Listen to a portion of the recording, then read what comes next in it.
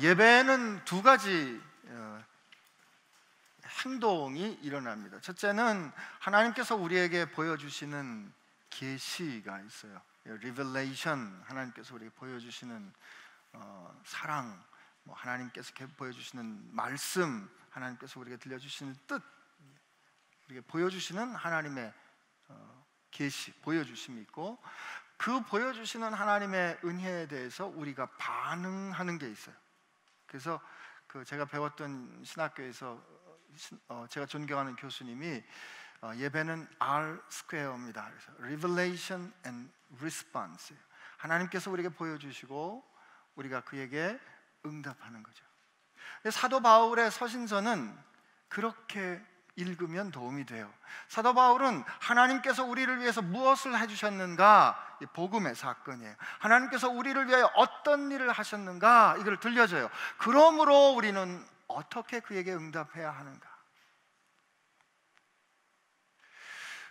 로마서도 그런 뜻에서 로마서도 1장부터 11장까지, 1장부터 특히 8장까지 복음, 하나님께서 우리에게 행해 주신 그 복음의 사건이 우리에게 계시되고, 물론 9장부터 11장까지는 그의 마음에 늘 고민이 되었던, 자기가 내가 구원에서 끊어질지라도 그들이 구원받기 원했던 하나님의 언약 백성이 왜 언약의 담지자인 예수 그리스도를 거절했는가 하는 그 고민이 담겨있는 9장부터 11장까지의 사건이 있지만, 하나님께서 행하신 그 복음의 사건을 1장부터 8장까지 11장까지 기록하고, 그 이후에 그러므로 우리는 어떻게 해야 합니다 라는 그 우리의 반응, 우리의 삶의 이야기가 12장부터 나오는 거죠. 특히 거기에서 12장 1절과 2절은 그러므로 이제 그 큰 방향의 전환이 일어나는 열쇠와 같은 말씀입니다. 근데 오늘 읽은 시작이 그래서 그러므로예요. 그러므로. 여러분들 꼭 로마서 한번 읽어보세요. 그러므로가 담겨있는 것이 어떤 것인가. 그러므로 복음은 모든 믿는 자에게 구원을 주시는 하나님의 능력이다 라고 시작된 로마서의 말씀은, 인간이 어떻게 하나님을 거절하고 하나님을 외면한 인간이 어떻게 죄악된 모습에 이르게 되었는가, 그게 1장이에요 하나님께서 율법을 주셨으나 율법을 받은 이스라엘 백성들이 어떻게 율법대로 살지 못해서 그들이 죄인이 되었는가, 오히려 하나님의 이름이 그들로 인하여 수치를 당하는 그 현실이 2장이에요 3장에 들어가면 그러므로 유대인이나 이방인이나 공의 하나님의 저주, 율법의 저주 아래 있는 상황, 이게 3장의 절반부죠. 그러나 율법과는 또 다른 의가 하나님으로부터 나타나서 하나님께서 예수 그리스도를 우리에게 화목제로 주심으로 말미암아 하나님이 우리를 거룩해 하셨는데, 거룩해 하시는 그분이 거룩하다는 것을 보여주시는 그 놀라운 사건 3장. 4장에 아브라함이 어떻게 언제 하나님께 의롭다 인정을 받았습니까? 율법을 받기 전입니까? 후입니까? 율법을 받기 전이 아니었습니까? 그러므로 믿음에 의하여 믿음으로 의롭게 됩니다. 4장이라면 5장에 들어가면 하나님께서 우리가 아직 원수 되었을 때 그의 아들을 우리에게 제물로 주심으로 우리를 향한 당신의 사랑을 확증하시고, 그러므로 아담을 통하여 죄가 모든 사람에게 미쳤던 것처럼 두 번째 아담이신 예수 그리스도를 통하여 생명과 은혜와 의가 모든 사람에게, 많은 사람에게 미치는 현실을 그가 5장에서 말해줘요. 그러므로 6장은 어떤 거예요? 우리가 세례를 받을 때 그와 더불어 죽고, 주 안에서 우리가 죽고 내 안에서 주님이 사시는, 내가 그리스도와 함께 그의 죽음에 연합하면 그의 생명과 더불어 다시 사는, 그러므로 우리가 전에는 죄의 종 되었으나 이제는 의의 하나님의 종이 되는 그런 현실을 6장에 그가 그려내죠. 그럼에도 불구하고 내 안에 또 다른 법이 있어. 내 안에 또 다른 법이 있어. 내가 원하는 것은 행하지 아니하고 내가 원치 않은 것만 행하는도다 하는 그의 실존적인 고민, 대사도의 실존적인 고민, 우리 모두의 고민이 7장에서 기록이 돼요. 그 7장의 마지막에는 우리가 논리적으로 우리의 문제를 풀 수 없다는 그 현실 앞에 딱 맞닥뜨리게 됩니다. 이 모든 것을 하나님의 은혜를 우리가 알았음에도 불구하고 내 안에 또 다른 법이 있어. 내 안에 또 다른 나가 있어. 내가 원하는 것은 행하지 아니하고 원치 아니한 것을 행하는 내 안에 살아있는 이 죄 말이에요. 이걸 어떻게 하면 좋을까라는 그의 사도 바울의 7장의 마지막 탄식에 이어지는 8장은 말이죠, 논리적인 설명이 아니라 감사였어요. 그러므로 우리 주 예수를 찬송하리로다. 어떻게 해요? 8장 첫 말미가 뭐예요? 그러므로 예수 그리스도 안에는 결코 정죄함이 없나니 생명의 성령의 법이 죄와 사망의 법에서 우리를 해방하였도다. 이게 8장이거든요. 그러므로 8장에서 어떤 하나님의 놀라운 말씀이 우리에게 증언됩니까? 하나님 우리를 미리 하시고, 미리 하신 우리를 정하고, 정한 우리를 부르시고, 부른 우리를 의롭다 하시고, 의롭다 하신 우리를 영화롭게 하시는 그 하나님의 뜻. 그러므로 그 하나님이 우리를 당신의 아들의 형상에 본받도록, 당신의 아들의 형상에 따라 새롭게 빚어지도록 정하시고, 그 하나님의 거룩하신 영인 성령께서 우리 영과 더불어 우리가 친히 하나님의 자녀된 것을 증언하시는 이 놀라운 현실을 그가 복음으로 우리에게 전해준 거예요. 그러므로, 그러니까 이런 뜻이란 말이에요. 하나님께서 우리에게 이렇게 하셨으므로 형제들아. 이때 이 형제들이란 뜻은 그가 그 다음에 내가 하나님께서 주신 모든 자비하심으로 내가 너희에게 권하노니, 그 하나님께서 우리에게 하신 그 모든 자비하심, 제가 지금까지 얘기한 것 중에 다시 한 번만 얘기할게요. 로마서 3장에 그분이 우리를 위하여 생명을 주시고, 그분이 우리를 위하여 생명을 주심을 통하여 로마서 5장에서 우리를 향한 하나님의 사랑을 확증하고, 우리는 그의 생명에 참여한 바가 되고, 그리고 우리가 그의 생명에 참여한 바가 되어서 다시는 하나님을 두려워하는 종의 영을 받지 아니하고 하나님을 아빠 아버지라 부르는 하나님의 영을 받는 그 놀라운 현실. 그래서 우리가 하나님의 자녀가 되었기 때문에 형제들이라고 옆에 계신 분을 부를 수 있는 거란 말이죠. 그러므로 형제들아 라는 이 두 단어에는 이 엄청난 놀라운 복음의 사건이 담겨져 있는 거예요. 우리가 그러므로 이 12장 1절에 그러므로 형제들아를 읽을 때는 그 앞에 11장 1장부터 11장까지 전개된 우리를 향하여 보여주신, 우리를 향하여 퍼부어주신 하나님의 그 놀라운 복음의 사건의 은혜의 무게를 우리가 느낄 수 있어야 된다는 거죠. 그런 뜻에서 옆에 계신 형제들 한번 불러보겠습니다. 그러므로 형제들아.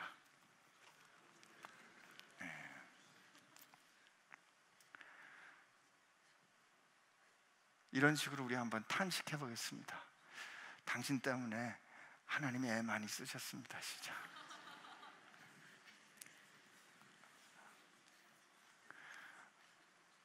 수술이 끝나고 나면 보호자들이 그렇게 얘기해요.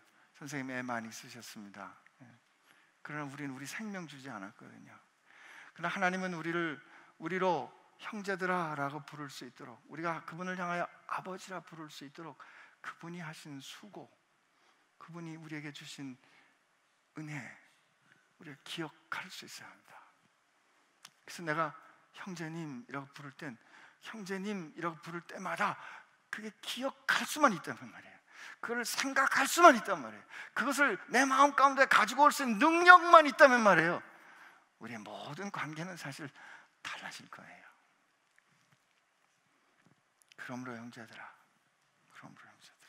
내가 하나님의 모든 자비하심으로 너희를 권하노니, 우리 그 다음부터 한번 읽어봅시다. 시작. 너희 몸을 하나님이 기뻐하시는 거룩한 산제물로 드리라. 이는 너희가 드릴 영적 예배니라. 이렇게 되어 있어요. 이 말씀이 아마 사도 바울이 이 말씀을 전할 때 이 성도들 입장에서는 조금 낯설었을 거예요. 뭐가 낯선가 하면, 어느 부분이 낯선가 하면 산제물이 낯설어요. 여러분, 제물은 죽어야 됩니다. 제물로 드려진다는 것은 죽어야 돼요. 이게 제물이 채 죽지 않고 이 제단 위에 올라가면 펄펄 뛰다가 이렇게 툭 떨어질 수도 있고요.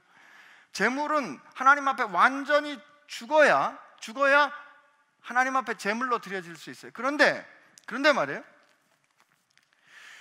이때 이 하나님 앞에 죽음으로 드려졌던 그 제물들, 그 흠없는 짐승들은 어떤 뜻이었어요?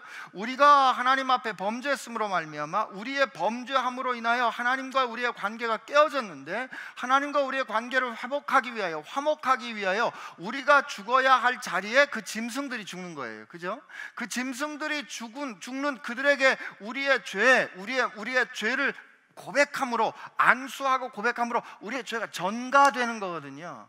근데 여러분, 이때 이렇게 드려진 모든 짐승의 제사는 말이에요, 저 아벨부터 드려진 모든 짐승의 제사는, 구약시대의 모든 짐승의 제사는 예수 그리스도의 십자가의 사건이 있었기 때문에 그 모든 구약의 제사가 유효하게 되는 겁니다. 여러분, 구약시대에는 하나님이 짐승의 제사를 받아서 그 짐승의 제사를 보시고 하나님이 그들의 죄를 용서하셨다라고 생각할 수 있는데요, 히브리서에 뭐라고 얘기를 하냐면 구약시대에 드렸던 모든 제사는 그림자라 그래요. 그 그림자는 그 단번에 완전한 제사를 드리신 예수 그리스도의 십자가의 그 제사를 보여주는 그림자인 거예요. 그때 드렸던 아벨이 드리고 아브라함이 드리고 모세가 드리고 아론이 드리고 그 뒤에 드렸던 모든 사람들이 드렸던 그 희생 제사는 예수 그리스도의 십자가의 제사가 있었기 때문에 그 모든 제사가 유효케 되는 겁니다.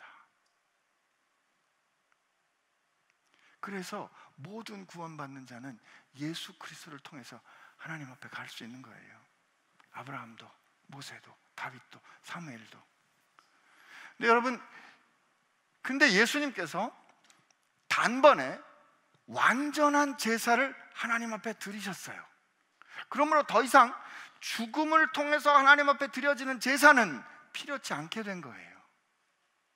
지금 산 제물로 주님 앞에 드리라, 하나님 앞에 드리라고 사도 바울이 선언하는 것은, 죽음을 통하여 우리의 죄를 속죄했던 그 제사는 예수 그리스도를 통하여 완전히 드려졌기 때문에, once for all, 단번에 완전히 해결되었기 때문에 그 제물은 더 이상 필요치 않은 거예요. 그러므로 우리가 형제들아 라고 우리가 불리우게 되었다면, 우리가 하나님 앞에 드릴 제사는 죽음 이후에 삶을 사는 사람들의 제사여야 돼요. 죽음 이후의 삶, 영생을 사는 사람들이 하나님 앞에 드리는 것이 되어야 된다고요. 더 이상 죽음으로 나가는 것이 아니에요. 산 제사란 말이죠. 그래도 이상해. 그래, 더군다나 그 2절에 보면 너희 마음을 새롭게 하라 그러는데 너희 몸을 하나님 앞에 드리는 산 제사로 드리래요. 여러분, 이게 무슨 뜻일까? 여러분, 우리 몸을 산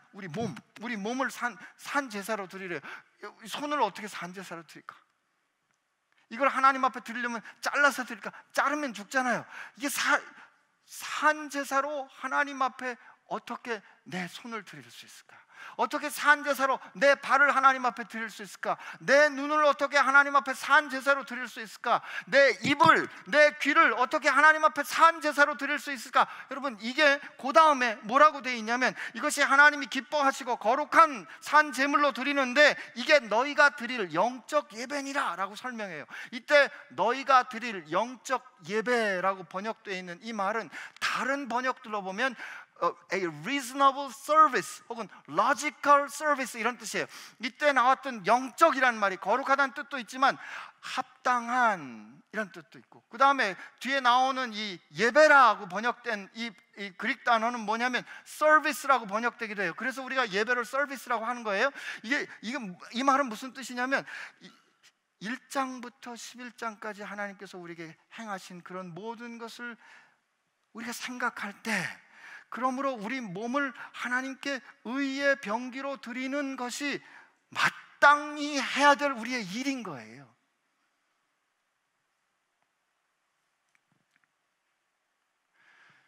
그러므로 여러분, 우리가 우리 손을 하나님 앞에 산제사로 드린다는 것은 우리 손으로 행하는 어떤 일, 우리 발을 하나님 앞에 드린다는 것은 우리 발이 가는 어떤 곳, 우리가 우리가 어디에 서 있는가, 우리 입이 드리는 하나님께 드리는 산 제물이란, 우리는 이 입으로 무슨 말을 하는가 말이에요. 전 입이라 하면 먹는 게 먼저 생각이 나서, 무슨 말을 하는가, 무엇을 어떻게 먹는가, 혹은 무엇을 어떻게 먹는가 14장에 보면 나오거든요. 뭘 듣는가, 어떻게 듣는가, 무엇을 보는가, 어떻게 보는가 하는, 우리가 결국 하나님께서 주시는 우리 몸으로 어떻게 삶을 살아내는가, 어떻게 삶을 살아가는가, 이것이 그분께 드리는, 그분이 우리에게 행하신 모든 하나님의 구원의 행동에 우리가 합당하게 반응해 그분께 드릴 합당한 영적인 예배라는 거죠. 그러므로 이 제물은 산 제물이어야 합니다. 그러므로 이 제물은 이렇게 모였을 때만 드릴 수 있는 제물이 아니에요. 여러분, 지금 이렇게 모였을 땐 주로 눈과 귀를 쓰시겠죠, 그죠? 입은 가끔 하품할 때 쓰시고, 마음은 딴 일에 쓰실지 모르지만 말이에요, 손 별로 일하는 거 없잖아요, 그죠? 그러나 우리의 손, 우리의 발, 우리가 수고하고 땀 흘릴 때, 그때 하나님이 보시는 거죠. 그에게 기쁘고 그를 위해 구별된 거룩하고 그를 기쁘게 하는 살아있는 예배가 되기를 원하시는 거예요. 여러분과 나의 삶 전체가 하나님 앞에 드리는 예배가 되기를 원하는 거예요. 음악가, 여기 앞에 우리 바이올린 연주하는 자매나 첼로를 연주하는 자매나 피아노를 연주하는 형제나, 그들이 피아노를 연주할 때, 바이올린을 칠 때, 하나님은 그들의 손과 그들의 마음과 그들의 몸이 하는 그 행위가 하나님 앞에 월십하는 게 되기를 원하시는 거죠. 이 첫째예요. 하나님, 여러분과 내 몸을 하나님을 예배하는 의의 병기, 예배의 툴이 되기를 원하십니다. 2절 한번 읽어봅시다. 언제 21절까지 다 하나? 2절 읽어봅시다. 시작. 너희는 이 세대를 본받지 말고 오직 마음을 새롭게 함으로 변화를 받아 하나님의 선하시고 기뻐하시고 온전하신 뜻이 무엇인지 분별하도록 하라. 여기는 두 가지 명령으로 되어 있어요. 첫째, 이 시대를 본받지 말라, 이렇게 되어 있어요. Be conformed to the pattern of this age, 이렇게 되어 있거든요. 그러니까 이게 왜 굳이 NIV 번역에 to the pattern of this age 이렇게 되어 있어요. 그러니까 이 시대를 본받는다는 게 아주 정확한 번역인데, 이게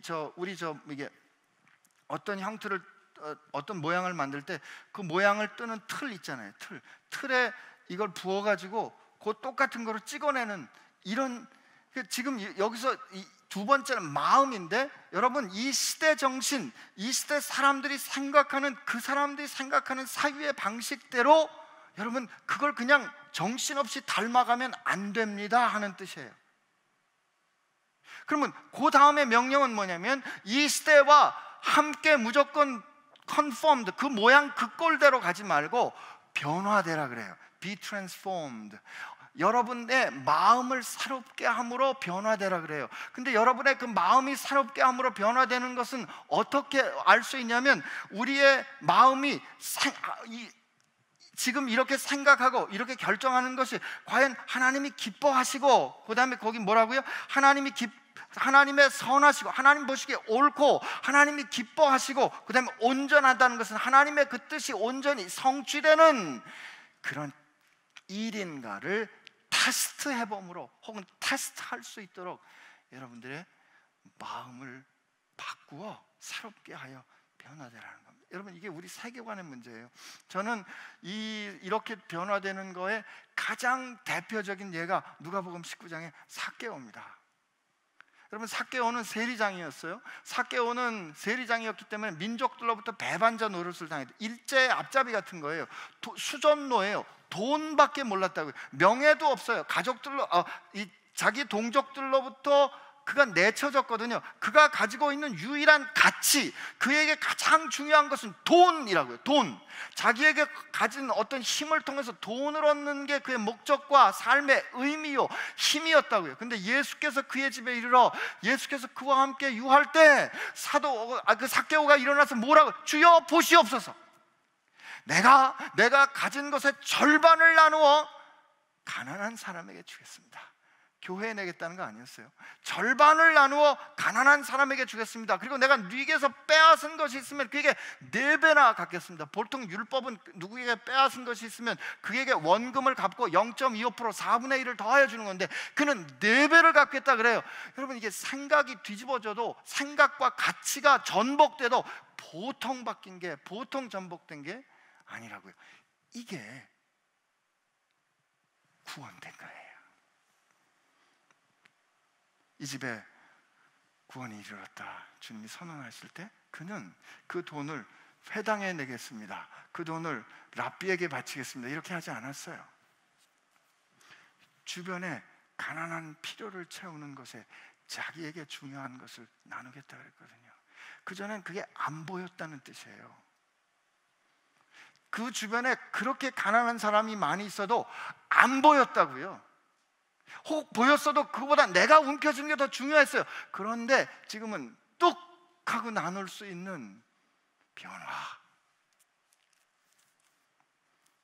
여러분, 이게 우리 가운데 일어나야 합니다. 사실 이 1절, 2절이 말이죠, 12장부터 끝까지 쭉 유장하게 설명되는 모든 권면의 요약입니다. 그러니까 제가 오늘 설교를 이렇게 1절, 2절만 길게 해도 되는 거예요. 나머지는 다 그냥 그때 읽고 배우고 적용하면 되는 거거든요. 그렇지만 우리 읽어야 되겠죠. 3절부터 8절까지 한번 같이 읽어봅시다. 시작. 내게 주신 은혜로 말미암아 너희 각 사람에게 말하노니 마땅히 생각할 그 이상의 생각을 품지 말고 오직 하나님께서 각 사람에게 나누어 주신 믿음의 분량대로 지혜롭게 생각하라. 우리가 한 몸에 많은 지체를 가졌으나 모든 지체가 같은 기능을 가진 것이 아니니 이와 같이 우리 많은 사람이 그리스도 안에서 한 몸이 되어 서로 지체가 되었느니라.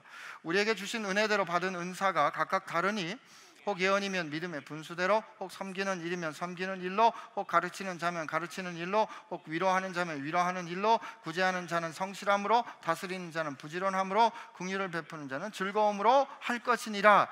요 3절부터 8절까지의 이 말씀을 제가 여러분께 이렇게 요약해 드리고 싶어요. 공동체에서 다름을 인정해라. 다름을 인정해라. 여기 보면 한 몸에 여러 지체가 있고 그 지체가 같지 않다 이렇게 가르쳐 주시잖아요. 근데 문제는 한 몸에 여러 지체가 있고 그 지체가 각각 다르다는 걸 오늘 우리식으로 얘기해 보면 교회 공동체 안에도 여러 다양한 직임과 기능이 있어요. 그런데 그 다양한 직임과 기능 중에서 어떤 직임은 모든 사람들에게 미치는 영향이 커요. 예를 들면 설교하는 거라든지, 예를 들면 이끄는 리더의 역할을 한다든지 하는 건 그 책임이 크고 영향력이 크기 때문에 우리는 어떻게 판단하기 쉬운가 하면은 영향력이 크고 책임이 크니까 그것은 높은 분이라고 생각하기 쉽다고요.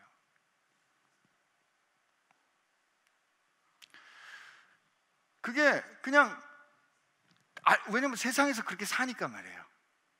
세상에서는 이 위계의 질서가 곧 우리가 누군가이기 때문에, 그래서 우리는 사람하고 누군가를 소개할 때 이름만 말해가지고는 절대로 소개된 게 아니에요. 내가 무슨 뭐 부장입니다, 무슨 소장입니다, 센터장입니다, 그래야 고개를 끄덕끄덕 한다고요. 그런 위계 질서가 우리가 갖고 있는 질서고 내가 누군가라는 이해이기 때문에 영향력이 크고 모든 사람에게 주목받는 일을 맡는 분들은 심지어 교회 안에서도 그분이 높은 자리에 올라가게 돼 있어요. 누구다? 목사가 그런 거죠. 그래서 목사님 말씀을 잘 들어야 되고 목사님 말씀에 순종해야 되고 하는 이런 역학이 교회 안에 이루어진 거죠. 그러나 오늘 뭘 사도께서 가르쳐 주시냐면, 하나님께서 이 사도 바울은 먼저 자신을 뭐라고 얘기하냐면 내게 주신 은혜로 말미암아 이렇게 얘기해요. 무슨 뜻인가 하면 하나님께서 내게 주신 사명, 하나님께서 내게 주신 그 부르심은 자격이 없는 내게 그분이 은혜로 주신 거예요. 근데 오늘 3절에 보면 뭐라고 되어 있냐면, 너희 각 사람에게 마땅히 생각할 그 이상의 생각을 품지 말고 하나님께서 각 사람에게 나누어 주신 믿음의 분량대로 지혜롭게 생각하라 그래요. 무슨 뜻인가? 하나님이, 에베소서에 특히 더 자세하게 설명이 되어 있긴 하지만, 주님께서 우리를 다 아시고 우리에게 가장 맞는 분량을 주님이 정하셨어요. 누가 정했어요? 주님이. 하나님께서 정하시고, 정하신 하나님께서 그 분량대로 우리에게 맡겨주신 일이에요. 하나님께서 정하셔서 하나님께서 맡겨주신 그 일이 우리 가운데 서로 다르다고요. 근데 그 뒤에 쭉 이어지는 일이 뭐예요? 우리가 서로 다르지만 서로 다른 가운데 한 몸을 이룬다는 뜻은, 어떤 사람은 영향력이 큰 일, 어떤 사람들은 주목받는 일, 어떤 사람은 주목받지 못하는 일, 아주 작은 일을 할지라도 그 일을, 그 은혜의 분량을 정하신 분이 하나님이시기 때문에, 하나님이 그분에게 그렇게 주셨다면, 그 주신 하나님을 존중하고 인정한다면 우리 모두가 다 감사함으로 서로의 다름을 크기에 상관없이, 두드러지고 두드러지지 않음에 상관없이 인정할 수 있다 이거예요. 그럴 때 진정 우리 가운데 하나님 안에서 우리가 형제고 자매일 수 있게 되는 겁니다. 저는 그런 뜻에서 오늘이 참 감사하고 행복해요. 여러분들하고 같이 이렇게 말씀을 나누는 거 굉장히 행복하고 영광스러운 일이고 감사한 일이에요. 설교, 하나님께서 주신 말씀, 생각을 같이 이렇게 풀어 나누는 거는, 이거는 그냥 얻어질 수 있는 은사가 아닙니다. 그러나 이제 하나님께서 우리 한 달에 한 번씩 만나고 하는 이런 결정을 우리에게 주셨을 때, 이제 제가 이렇게 설교하지 않아도 되고, 이제 가만히 같이 앉아서 같이 말씀을 읽고 같이 말씀을 나눌 수 있는 진짜 형제로 돌아갈 수 있는 은혜, 내게 말씀을 전하는 목사라는 직임에서 보다 형제에 더 가깝게 나를 불러주시는 그 기회를 오늘부터 주신 거라 생각해서 저 감사해요.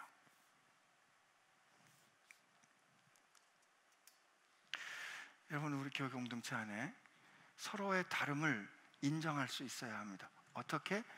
그 부르심을 주신 하나님을 볼 때 우리는 인정할 수 있어요. 그 하나님께서 그를 향하여 그 은혜의 분량대로 정하셨다라는 사실을 우리가 인정할 수 있으면, 그 결정하신 하나님을 존중해야 되거든요. 그럴 때 우리 가운데 진정한 자유로움이, 어떤 일을 하든지 존귀한, 주님은 반복해서 누누이 여러 번 말씀하셨거든요. 여기 지극히 작은 어린아이 하나를 내 이름으로 영접하는 것은 어린아이를 영접하는 것이 아니라 나를 영접하는 것이고, 나를 보내는 자는 나를 영접하는 것이 아니라 나를 보내신 이 곧 하나님을 영접하는 것이다 라고 주님이 가르쳐 주신다고요. 어린 소자에게 주님께서 마지막 최후의 심판을 하실 때 주님 곁에 갈 사람과 주님 곁에 가지 않을 사람의 그 기준이 뭐였냐면, 주님인 줄도 몰랐어요. 예수님인 줄도 몰랐다고요. 임금님인 줄도 몰랐어요. 다만 내 형제 중에 지극히 작은 자에게 하고 안 하고를 하나님께, 임금께, 왕께 하고 안 하고로 결정하시겠다고 주님이 그렇게 여러 번 가르쳐 주셨거든요. 반복해 가르쳐 주셨거든요. 그런데 우리는 큰일 하기 원한다고요. 그런데 우리는 늘 주목받기 원하는 일을 한다고요. 왜 우리가 흩어지고 싶어해요? 왜 우리가 주목받고 싶지 않아요? 우리가 주목받지 않아도, 흩어져 작아질지라도 그 가운데 역사하시는 하나님, 그게 진짜 아니에요? 사람들도 3,000명, 3만 명이 모이면 영향을 준다고요. 여러분, 3만 명 군중이 모여가지고 와 소리를 질러보세요. 성령이 임재하지 않아도 그냥 격동된다고요. 여러분, 축구장 한번 가보세요. 야구장 한번 가보세요. 와 하면 그냥 우리도 모르게 몸이 막 떨려요. 그게 아니라 2명, 3명 그런 소리가 없는 곳에도 내 온 존재가 진동하는 성령의 임재, 이게 진짜란 말이에요. 그러므로 우리 가운데 서로 다름, 특히 주목받지 않은 일을 주님께서 주셨을 때 그것을 기쁨으로 감당하는 은혜, 지혜 있기를 바랍니다. 그렇게 되는 거가 삶으로 살아가는 모습이 9절에서 13절에 우리 한번 읽어봅시다. 시작. 사랑에는 거짓이 없나니 악을 미워하고 선에 속하라. 형제를 사랑하고 서로 우애하고 존경하기를 서로 먼저 하며 부지런하여 게으르지 말고 열심을 품고 주를 섬기라. 소망 중에 즐거워하며 환난 중에 참고 기도에 항상 힘쓰며 성도의 쓸 것을 공급하며 손 대접하기를 힘쓰라. 여기 사는 그 예수 믿는 사람들의 이 모습은 말이에요, 형제들의 모습은 저는 이렇게 느껴져요. 바빠요. 바쁘다고요. 그런데 이 모든 바쁜 그 출발이 사랑인데 우리에게 필요한 것이 거짓이 없어야 돼. 거짓이. 사랑에는 거짓이 없나니. 여러분, 왜 우리 사랑에 거짓이 생길까요? 여전히 그 사람보다 내가 더 중요하기 때문에 그래요. 여러분 한번 생각해 보세요. 내가 진짜 누군가를 사랑한다면, 내가 진짜 누군가를 존경하고 존중한다면 그 사람 만날 때 우리 거짓말하지 않습니다. 그러나 그 사람보다 내가 더 중요하고, 그 사람의 유익보다 내 유익이 더 중요하고, 그 사람의 이해보다 내 이해가 더 중요할 때 내 이해와 내 유익과 내 이익에 상충되는 상황이 되면 그냥 우리는 알게 모르게 그냥 저절로 거짓말이 툭 튀어나오는 거거든요. 이 사랑에는 거짓이 없다라는 말은 내가 만나는 그 사람을 위하여 생명을 주신 예수님을 보는 눈을 내가 갖는다는 뜻이에요. 이해 못하셨어요? 다시 한번, 내가 사랑에는 거짓이 없다는 뜻은 내가 만나는 사람을 볼 때 그를 위하여 생명을 주신 예수님을 그와 더불어 보는 거예요. 그렇게 보는 내 눈이 내 눈을 하나님 앞에 산제물로 드리는 것이고, 그럴 때 우리가 거짓 없는 말로 고백하면 우리 입을 하나님 앞에 산제물로 드리는 거 아니겠어요? 여러분, 사랑에 거짓이 없습니다. 누군가 앞에서 내가 진실하지 못하면 주님을 못 보거나 아니면 내가 그분을 사랑하지 않는 거겠죠. 그 거짓 없는 사랑이 우리 가운데 분명하면 열심히 해도 괜찮아요. 거짓이 섞인 사랑은 열심히 할수록 위험해요. 그러므로 우리 가운데 거짓 없는 사랑이 있으면 그 다음엔 열심히 바쁘게, 여기 보세요, 먼저 서로 우애하고 존경하기를 서로 먼저 하래요. 먼저 하래요. 그 다음에 부지런하고 게으르지 말래요. 찔려. 부지런하고 게으르지 말고 열심을 품고 주를 섬겨라. 소망 중에 즐거워 환난 중에 참고 기도에 항상 힘쓰고. 나는 우리 삶이 이렇게 열정적이 되기를 축복합니다. 예. 누구 사랑하고 누구 좋아할 때 이렇게 됐으면 좋겠어요. 그런데 또 우리는 읽기 어려운 현실 앞에 마주서야 합니다. 항상 이래. 주님은 항상 이래. 좋은 일로 딱 끝내주지, 그 다음에 항상 어려운 거 꼭 우리 앞에 시키신다고요. 뭐요? 박해하는 자를 축복하고 저주하지 말래요. 반복했어요. 우리 14절부터 21절까지 한번 말씀 읽어봅시다. 시작. 너희를 박해하는 자를 축복하라. 축복하고 저주하지 말라. 즐거워하는 자들과 함께 즐거워하고 우는 자들과 함께 울라. 서로 마음을 같이하며 높은 데 마음을 두지 말고 도리어 낮은 데 처하며 스스로 지혜 있는 척 하지 말라. 아무에게도 악을 악으로 갚지 말고 모든 사람 앞에서 선한 일을 도모하라. 할 수 있거든 너희로서는 모든 사람과 더불어 화목하라. 내 사랑하는 자들아, 너희가 친히 원수를 갚지 말고 하나님의 진노하심에 맡기라.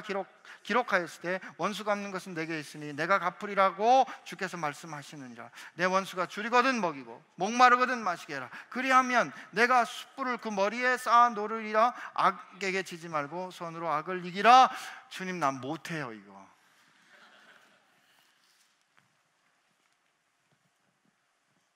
아니, 어떻게 박해하는 자를 그러니까 말도 잘 안 나오네. 너희를 박해하는 자를 축복하라. 또 반복해. 축복하고 저주하지 말라. 그러니까 저는 이게 뭐만 보이냐면 18절에 할 수 있거든. 할 수 있거든. 너희로서는 모든 사람과 더불어 화목하라. 아이, 난 모든 사람과는 못합니다. 어떻게 해요? 그 인간하고 내가 어떻게 해요? 그죠?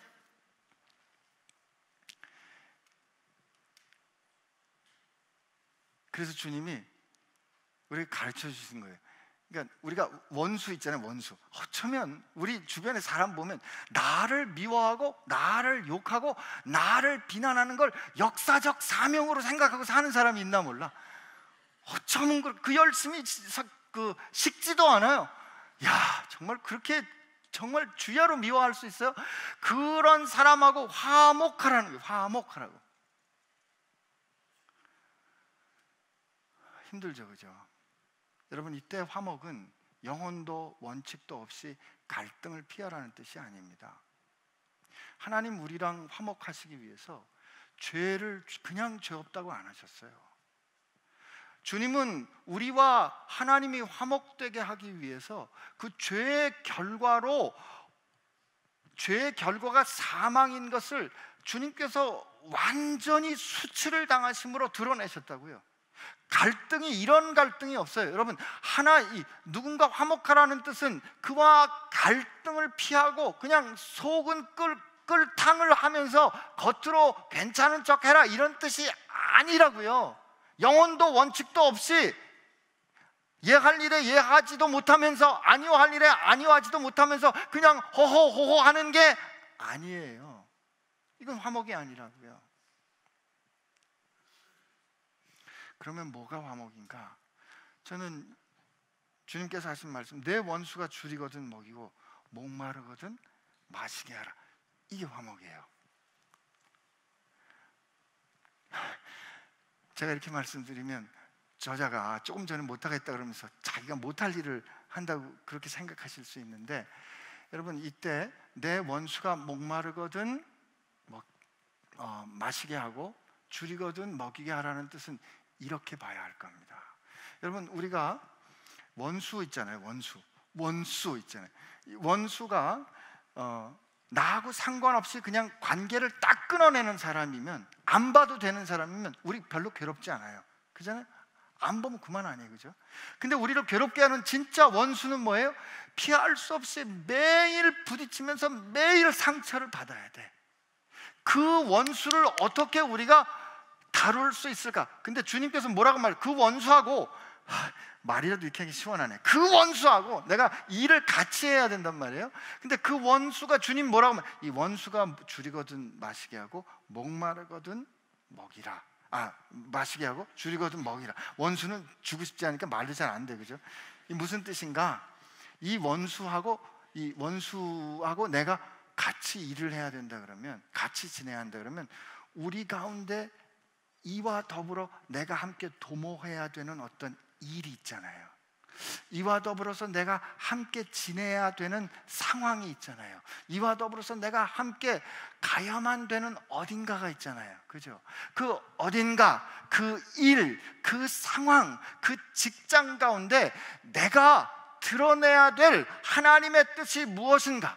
하나님이 기뻐하시고 하나님이 기뻐 받으시고 이 상황에 하나님이 이루기를 원하시는 그 하나님의 뜻을 온전히 이루는 것이 무엇인가? 그것을 내가 행하는 거예요. 여러분, 그것을 내가 행하는 결정을 할 때 때로 원수를 돕는 결정일 수도 있다고요. 하기 싫지만 그게 원수 편을 들어주는 걸 수도 있다고요. 물론 때로는 그 원수하고 정면으로 부딪히는 걸 수도 있었겠죠. 그러나 이게 그의 목마름을, 그의 배고픔을 채워주고 해결시켜주는 결정이에요. 여러분, 우리가 원수하고 싸울 때 그를 사람과 사람으로 맞짱을 뜨잖아요. 그럼 되게 어때요? 그게 원수 같으니까 얘가 오른쪽 하면 나는 왼쪽 해, 얘가 왼쪽 하면 나는 오른쪽 하는, 얘가 하는 거, 왜냐면 꼴보기 싫으니까 저 인간이 이렇게 가겠다면 나는 이쪽으로 가야, 반대해야 안 만날 거 아니에요. 그러면 의를 이루지 못한다고요. 그 원수하고 내가 같이 지지고 부딪혀야 할 때 이 가운데 이루어야 할 하나님의 기뻐하시고 선하고 옳고 반드시 이루어져야 하는 그 뜻, 그것이 무엇일까? 시험해보고 점검해보고, 그래서 그 원수하고 같이 지내야 하는 거면 그렇게 결정할 때 말이에요, 하나님께서 그 원수가 변하게 되는 꼴을 보여주실 겁니다. 여러분, 그래야 당당하다고요. 그래야 우리가 속이 부끄럽지 않아요. 그렇게 행할 때 원수가 우리를 마음대로 못하는 게, 그게 그 머리에 숯불을 쌓는 거예요.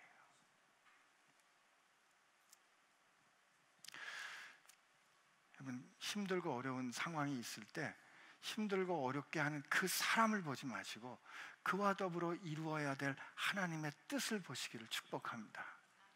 그럴 때, 그 뜻을 붙잡을 때 하나님 그 원수를 바꿔주실 거예요. 이게 악을 선으로 이기는 거예요. 멋있잖아요, 그죠? 그리고 우리가 그렇게 해서 하나님 앞에 그 하나님의 뜻을 인정했는데 그 원수가 그냥 반대했어요. 그래서 내가 그냥 완전히 당했어요. 그럼 우리 어떻게 인정하면 된다?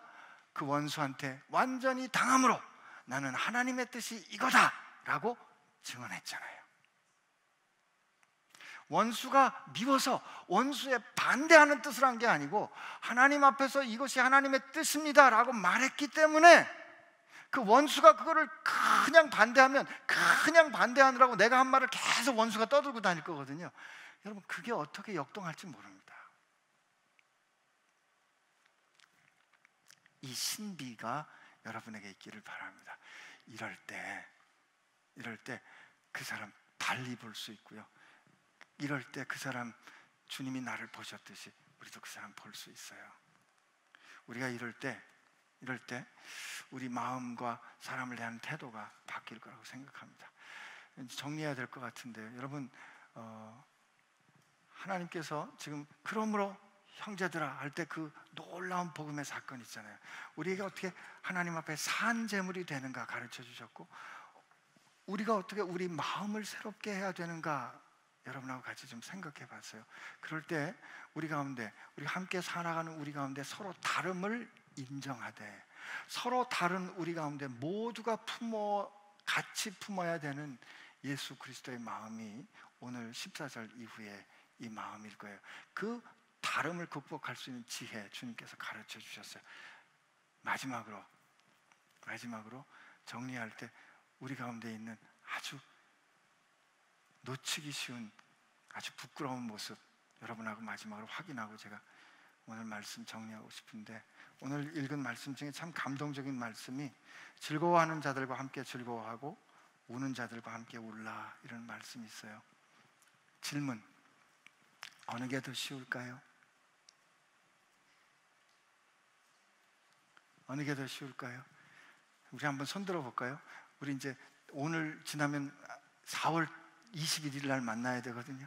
자, 그 전에 우리 한번 행동해 봅시다. 즐거워하는 자와 함께 즐거워하기가 더 쉽다. 네, 좋습니다. 우는 자와 함께 우는 게 더 쉽다.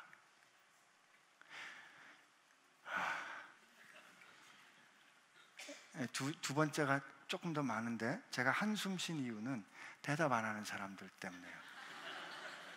대답 안 하는 건 되게 이제 이런 뜻이 있어요. 난 다 어렵다. 나한테 묻지 마라. 그거 완전히 저 무시하는 거거든요. 그리고 여러분, 우리 인생의 질문 앞에 설 때, 우리 어렸을 때부터 시험 보면 항상 정답은 이렇게 질문을 받았기 때문에 우리 언제나 정답을 내려고 그래요. 정답 내려고 그런다고요. 근데 여러분, 우리 살아가면서 인생을 사는 동안에 우리 정답 내기 쉽지 않아요. 그러나 인생의 질문들은 대개 내가 정답을 모르는데, 어떻게 할지 잘 모르는데도 불구하고 나는 대답해야 된다고요. 그때 여러분, 몰라, 난 몰라, 그러면 안 돼요. 어떻게든 대답해야 된다고요. 그 어떻게 대답할 때 이렇게 하는 것이 주님이 기뻐하는 것일까라고 어려워하고 힘들어하고 고민하는 태도, 그게 우리가 새롭게 된 마음을 가진 사람들이라고 생각하는데, 여러분들이 제가 예상하는 현실을 보여줬는데, 우는 사람하고 우는 게 좀 더 쉬워요. 우는 사람들하고 울 때는요, 그래도 나는 그렇게 우는 형편이 아니라는 거거든요. 막 우는 사람들, 그래 하고 우는 게 우리가 같이 아파하는 그 컴패션, 긍휼이 있는 것 같은데 사실은 그래, 너 얼마나 힘들어, 가로 열고, 그러나 나는 너같이 안 돼서 다행이다, 이런 생각이 있다고요. 그래서 그게 조금 쉬워요. 여러분, 제가 좀 나쁘게 보는 거예요. 근데 왜 즐거워하는 사람하고 즐거운 게 잘 안 될까? 막 잘 됐어요, 나도 막 즐겁고 싶은데 안 즐거워. 왜 나는 저렇게 안 되는 걸까?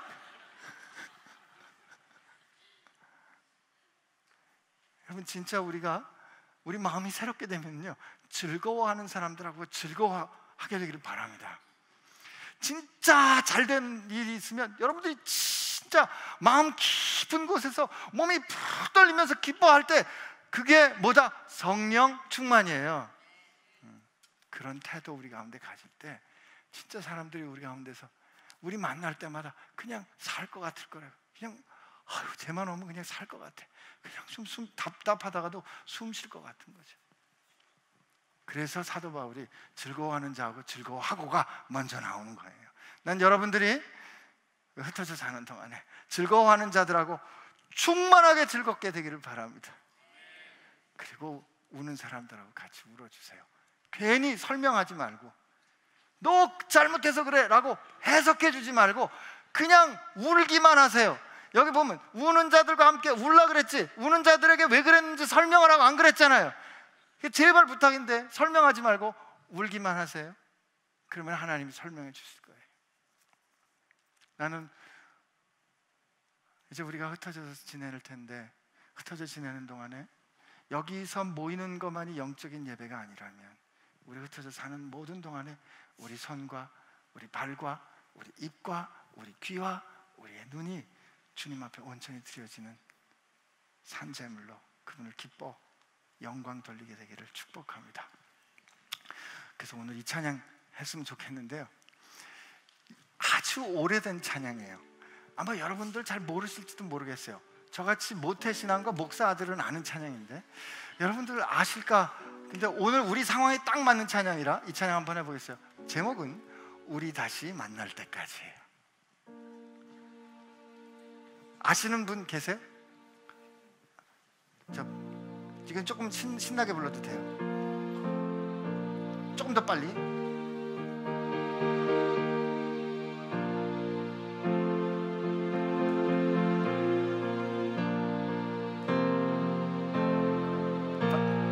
셋, 넷. 우리 다시 만날 때까지 하나님이 함께 하셔 훈계로서 인도하며 도와주시기를 바라니, 다시 만날 때, 다시 만날 때, 예수 앞에 만날 때, 다시 만날 때, 다시 만날 때, 그때까지 계신 바라니. 우리 다시 만날 때까지, 우리 다시 만날 때까지 하나님이 함께 하셔 간 데마다 보호하며 양식 주시기를 바라네. 다시 만날 때, 다시 만날 때, 예수 앞에 만날 때,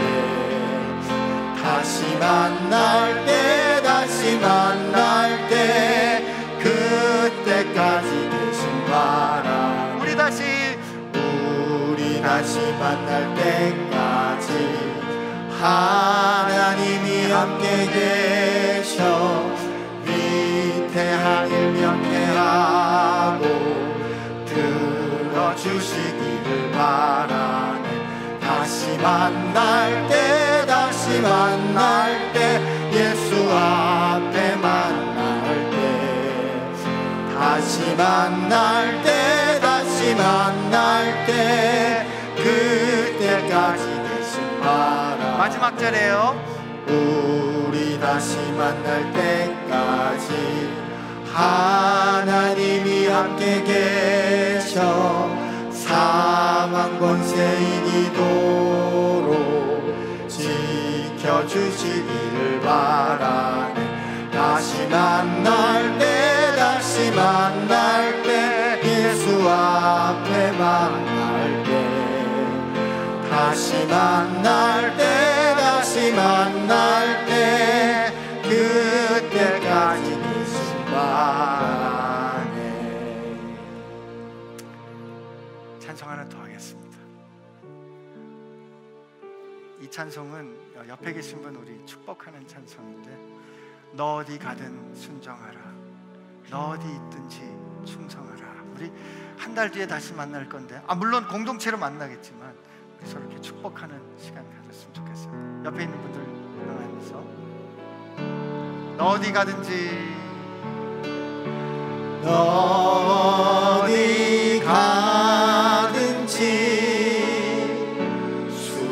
순종하라. 너 어디 있든지, 너 어디 있든지 충성하라. 주 너의 하나님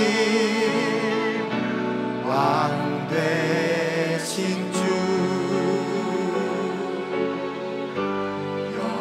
영원히 주님만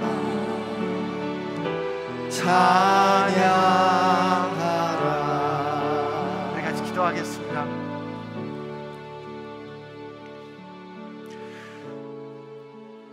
주님, 우리가 이제 흩어집니다.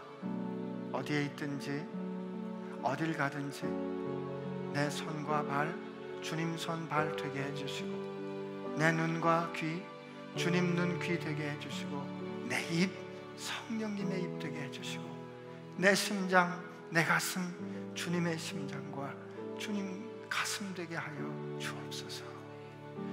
내 몸이 내 마음이 주 앞에 거룩한 산재물 되기 원합니다. 이렇게 주님 앞에 약속하며 소원하며 우리 같이 기도합시다. 같이 기도합니다. 하나님 아버지, 감사합니다. 오늘 우리 가운데 함께하여 주셔서 감사합니다. 우리가 주님 앞에 살아가는 동안에 하나님, 내 삶이 하나님 앞에 그렇게 온전히 드려지는 삶 되게 하여 주시옵시고, 주님 손 되었을 때 내가 주님처럼 섬길 수 있을 것이고, 주님 눈 되었을 때 내 형제를 나보다 귀하게 볼 수 있을 것이고, 주님 마음 되었을 때 그를 향한 주님의 사랑할 수 있을 것이고, 그러므로 하나님, 내가 그보다 겸손하게 그를 섬길 수 있으리라 믿습니다. 하나님, 우리가 이렇게 다른 것을 감사하게 하여 주시고, 하나님 정말 내 형제가 참 즐거워하는 일에 즐거워할 수 있도록 해주시고, 하나님, 내 형제가 아파할 때 그저 함께 진심으로 아파하는 하나님, 그런 사랑, 예수 그리스도의 마음, 주님의 헤아림, 주님의 그 새 마음을 우리로 갖게 하여 주시옵소서. 하나님 감사합니다. 하나님 감사합니다. 하나님, 우리가 그리스도 안에 있는 어떤 권면이든지 성령의 무슨 위로든지 어떤 긍휼이나 자비든지 다툼이나 허영으로 하지 않게 하여 주옵시고, 항상 누구든지 어떤 일이든지 다른 사람을 나보다 귀히 여기고, 그리고 그 마음 예수 그리스도의 마음으로 행하고 생각하고 결정하고 살아가게 하여 주옵소서. 주님, 오늘 주님께서 우리를 그렇게 산 제물로 받겠다고 하셨는데, 주님, 우리가 그동안 언제나 주님께 뭔가를 드리려고 했습니다. 주님께 뭔가를 드리려고 했는데 주님은 그게 아니고, 아니 나는 내가 갖고 오는 어떤 것이 아니라 너를 원해 라고 말씀해 주셨사오니, 하나님, 우리가 그냥 주님 앞에 주님 이거나 받으세요 하는 것이 아니라, 내 손이 좀 약해도, 내 발이 쩔뚝거려도, 내 눈이 침침해도, 내 귀가 시원하게 듣지 못해도, 내 발이 그렇게, 내 입이 그렇게 고상하지 못해도, 주님, 내 몸, 내 존재를 온전히 주님 앞에 드리오니 주님께 기뻐 받으시는 거룩한 산제물 되게 하여 주옵소서.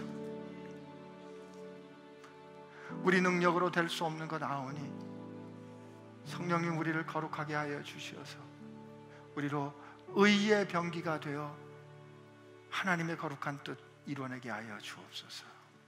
이제는 우리를 위하여 생명을 주신 예수님의 은혜와 이렇게 온전치 못한 우리들을 하나님을 기뻐하시게 하는 거룩한 산제물로 받아주시는 하나님, 우리 아버지의 사랑하심과 우리가 그러한 삶 살 수 있도록 우리를 인도해 주시는 성령님의 역사하심이 이제 변화된 마음으로 저 세상에 나아가 뭇별처럼 하나님의 영광을 드러내기로 결심하는 사랑하는 지체들과 함께 하시기를 주의 이름으로 축원하옵나이다.